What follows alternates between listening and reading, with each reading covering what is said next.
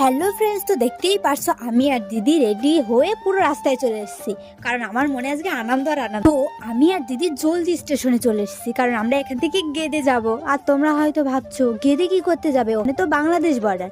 আরে ওখানেই যাব, কারণ আমার দিদা আসছে। কিছুক্ষণ পর আমরা ট্রেনে উঠে গেছি, আর ট্রেন এতটাই ফাঁকা, দেখতে পাচ্ছ লোকটাকে দেখে তো আমি পুরো ভয় পেয়ে গেছি, এমন ভাবে তাকিয়ে আছে।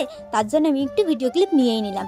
তারপর আমরা চলে এসেছি বর্ডারে, আর দেখতেই পাচ্ছ এটা হচ্ছে বাংলাদেশ বর্ডার। আর আমরা অপেক্ষা করছি আমার দিদার জন্য। অনেকটা টাইম ঘুরে বেড়ানোর পর দেখছি তাও দিদা আসছে না। তারপর হট করে মা কল করলো আর বললো তোর দিদা বাড়িতে চলে এসেছে। তাহলে ভাবতে পেরেছো আমরা যাকে আনতে গেছি সে সোজা আমাদের বাড়িতেই চলে গেছে। তারপর আমি আর দিদি ফিরে আসলাম, এসে দেখি বাসের কি অবস্থা, এত ভিড়। তারপর দিদি বললো চল কিছু খেয়ে আসি। তো আমরা কিছু খেতে গেলাম, খেয়ে এসে দেখি পরের বাসটাও প্রচন্ড ভিড়। আর কি করার, কিচ্ছু করার নেই। তারপর আমরা এই বাসটা ছেড়ে দিলাম, কারণ এই বাসটায় ঢুকলে পুরো চিপসা খেয়ে মরে যাবো। তারপর পরের বাসটাই হালকা ছিল একটু, তারপর চলে আসলাম বাড়িতে। সবাই ভালো থেকো, বাই বাই।